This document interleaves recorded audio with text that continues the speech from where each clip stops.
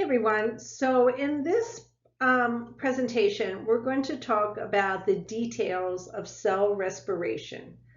And cell respiration is the mechanism by which we convert the energy in the food that we eat into ATP that can be used by all of our cells for maintaining the activities of the cell. Um, so when you think respiration, you think of breathing. Um, so we're not really talking about the respiratory system, but we're talking about the reactions inside of the cell that require oxygen to break down food to make ATP.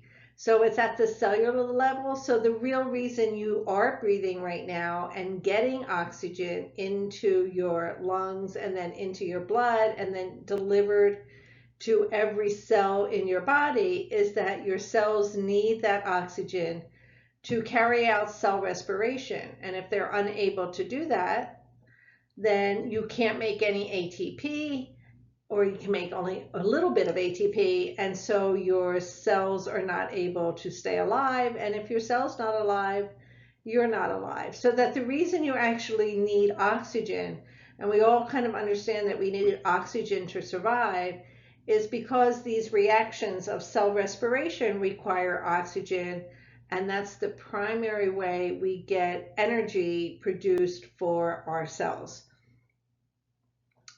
Throughout this presentation, I'm going to primarily talk about cell respiration in terms of glucose. So we're going to use glucose as the example, C6H12O6. But remember, there are other things we can get energy from, also from proteins and fats. Glucose is the primary source of energy for cell respiration in our cells, and we kind of are using that as an example. So the chemical reaction for cell respiration, I'm going to go, is shown here. And you start with glucose, and you need oxygen. And then the oxygen is needed to break down the glucose. The products we form are carbon dioxide, which we exhale, water, which becomes part of our body water, and then importantly, ATP.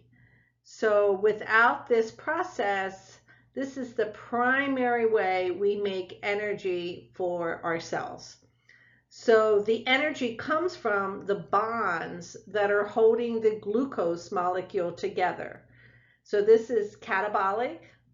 We're going to break those bonds holding the glucose together. So instead of having 6 carbons attached to one another, when we finish cell respiration, we have 6 carbon dioxides. So the carbons are no longer joined together. To us, that's a waste product, and that's what we exhale. So we inhale the oxygen, exhale carbon dioxide. And the primary important thing here is that we're making energy to keep our cells alive. This process here, the cell respiration, is the exact opposite of photosynthesis. So photosynthesis is only done by green plants and a few other organisms like algae and some types of bacteria.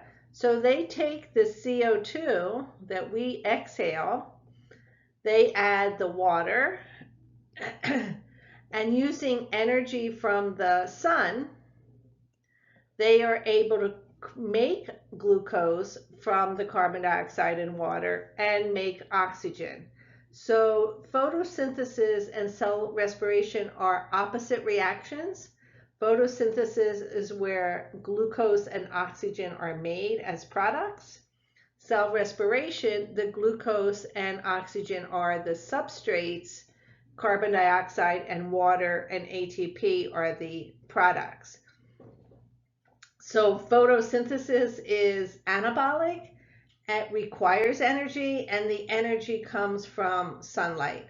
So plants, or green plants, I'm going to say plants, or some other things that can do this too, have that unique ability to convert light energy into chemical energy. So they take the energy from light and use it to make the bonds in glucose, and so that carries that energy. We do not have the ability to do that. So we need to eat food to get those chemical bonds that we can then break down to make ATP. Plants don't need to eat, they make their own food essentially.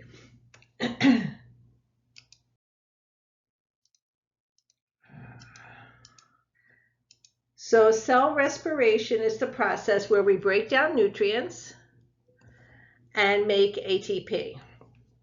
This requires oxygen. So oxygen is a substrate.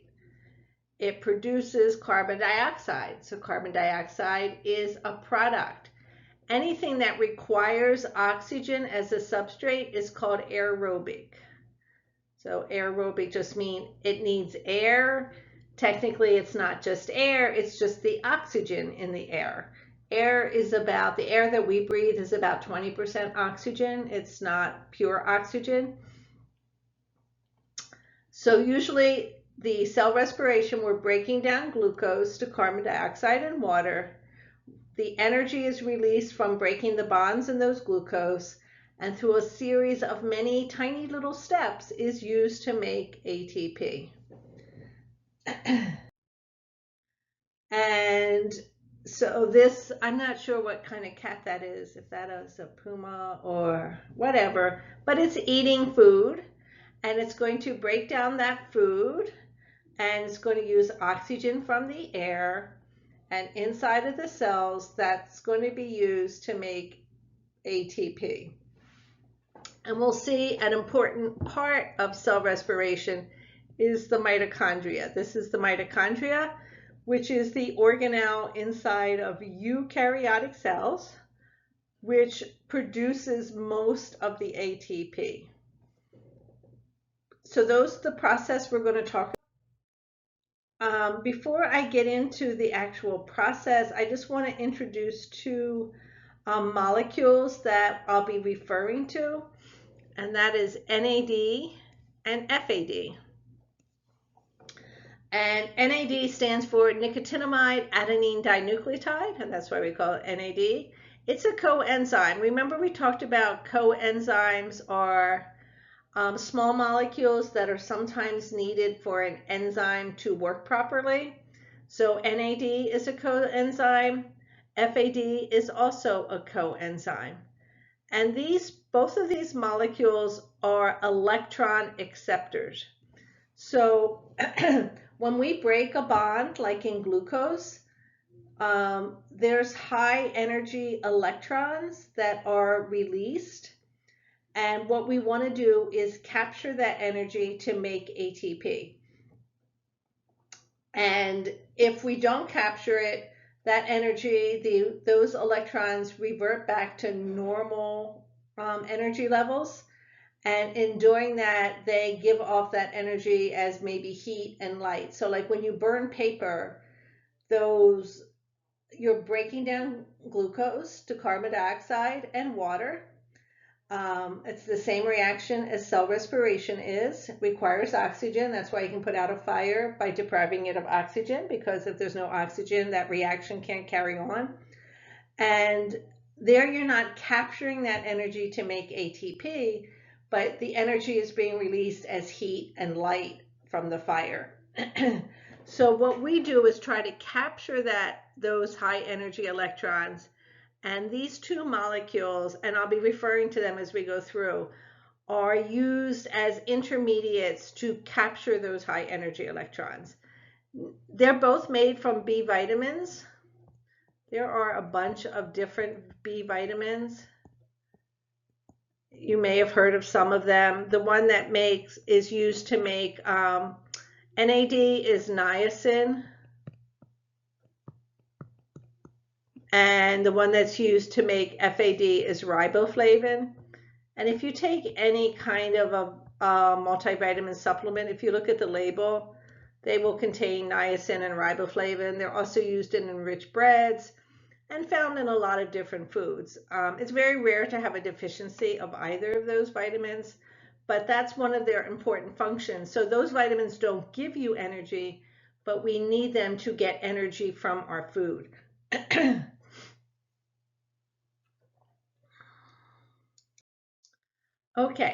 So the cell respiration process is many little tiny reactions that are trying to capture that energy in small bits rather than having fire. And there are three phases of cell respiration. And I'm going to just introduce them to you here, and then we're going to go back and go through each one of them. So the first phase that we're going to talk about is glycolysis, and that's where we start with glucose. That occurs in the cytoplasm of the cell, so it's not in the mitochondria, it's in the cytoplasm. The second one is called the Krebs cycle. It's also called the citric acid cycle, and it's probably more correctly called the citric acid cycle, and that's what my other sides will refer to it. It was originally named after somebody named Krebs, but then they weren't sure he actually was the discoverer of it, so they took away his name and called it the citric acid cycle. And then the third phase is called the electron transport chain. The Krebs cycle or citric acid cycle and the electron transport chain both take place inside the mitochondria. Glycolysis is not in the mitochondria. This other pathway here I'll talk about a little bit later, fermentation. That's an alternate pathway, but it's not part of cell respiration. So the three pathways in cell respiration are glycolysis, Krebs cycle, or citric acid cycle, they're the same thing, and the electron transport chain. And you can see here that each of those are involved with producing ATP.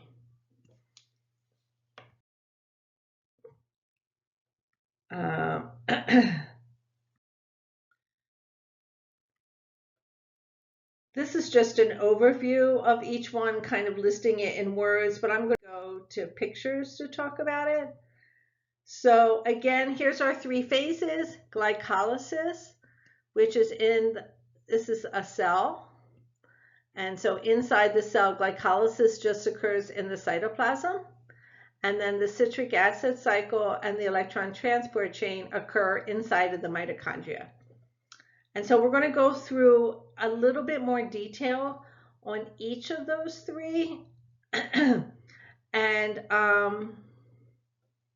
to kind of understand what's happening as you go through cell respiration. So the first one I'm going to talk about is glycolysis. And if you think of the word glycolysis, glyco refers to glucose. And remember how I said lysis means to break apart? So glycolysis, you're breaking apart glucose. And remember that occurs in the cytoplasm, so you don't need the mitochondria for that. It also does not require oxygen, so you don't need oxygen for glycolysis. And essentially what happens in glycolysis, remember glucose has 6 carbons. And essentially you break it in half to two molecules that each have 3 carbons. And those 2 molecules are called pyruvate. So in the process of glycolysis, you're splitting glucose into 2 molecules of pyruvate. Some of those high energy electrons that are released when you break the glucose into 2 pyruvates are picked up by that electron carrier, NAD. The form of NAD when it has electrons, it's NADH. You also, and this is a little bit confusing because our goal here is to make ATP. To get the reaction started of glycolysis, you actually use 2 ATP. But we end up making 4 ATP. So we have a net gain of 2 ATP. And the reason we have to use some ATP, it's kind of like if you think of it when you burn paper, that is an energy releasing product. You release all that heat and light. However, if the paper is just sitting there in front of you, it doesn't spontaneously start burning. We need to put a little energy in, like a match or something, to get the reaction started. And that's kind of the same way with glycolysis. So you need 2 ATPs to kind of get the reaction started. But as you go through, you make 4 ATPs. So we get a net gain of 2 ATPs as we break down glucose into 2 molecules of pyruvate. I don't really expect you to know this. For these mechanisms, I think what I'd like you to know is kind of what you start with, what you end up with, where in the cell it happens, and how many ATP you need. But I just wanted to show you that, remember we talked about how we have these metabolic pathways and each step requires an enzyme. So these are actually all the steps involved in glycolysis. So you start with glucose and you end up with pyruvate, 2 pyruvates. But there's actually 1, 2, 3, 4, 5, 6 steps involved in that process, where there's slight changes in the molecule each time. That means each step requires an enzyme. So just to go from glucose to pyruvate, you have 6 different enzymes inside of your cell that convert glucose into pyruvate. So those are 6 different proteins that your body makes for breaking down glucose. And so if you look at these steps, you can see this is the step that uses ATP. These are the steps that make ATP. So here you're starting with ATP, ending up with ADP. Here you're starting with ADP, ending up with ATP. So there's here you're making, they're using, and here you're making your NADH. So that's the overall process of glycolysis.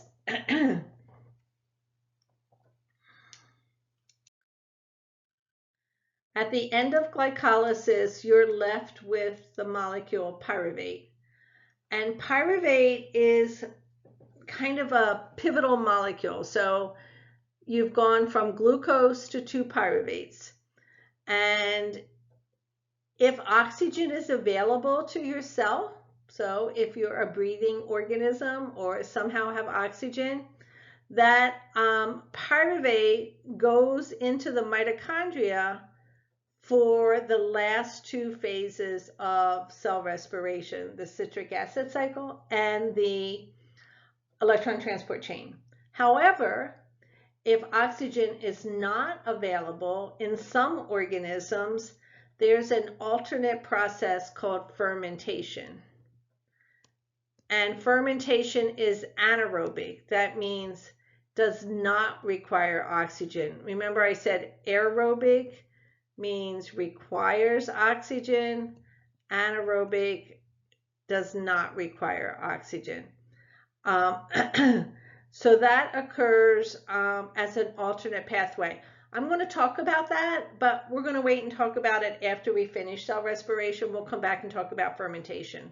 So now we're just going to keep up the steps of cell respiration. So we finished glycolysis in the cytoplasm. We broke glucose down to 2 pyruvate, made 2 ATPs and a couple NADHs. So now that pyruvate needs to go into the mitochondria for the last 2 phases. And if you remember, we talked a little bit about the structure of the mitochondria earlier. It's an organelle floating inside of your cell. All of your cells have some mitochondria. Cells that are involved that need a lot of ATP, like skeletal muscle cells, will have more mitochondria than other cells that aren't that active. So the number of mitochondria varies from cell to cell. The mitochondria all have a double membrane, so there's 2 membranes. They're called, very cleverly, the outer membrane, which is the outermost one, and the inner membrane, which is the innermost one.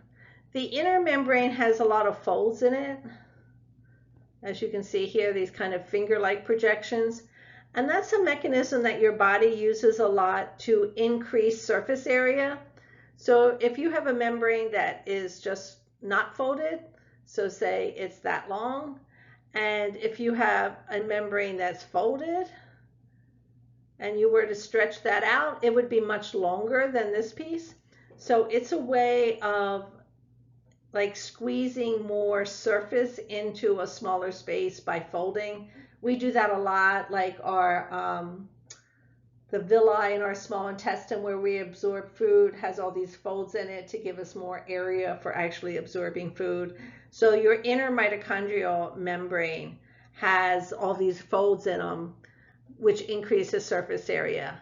The very innermost part of your mitochondria is called the matrix, and the space between the two, the inner and the outer membrane, is called the intermembrane space. So that's between membrane space.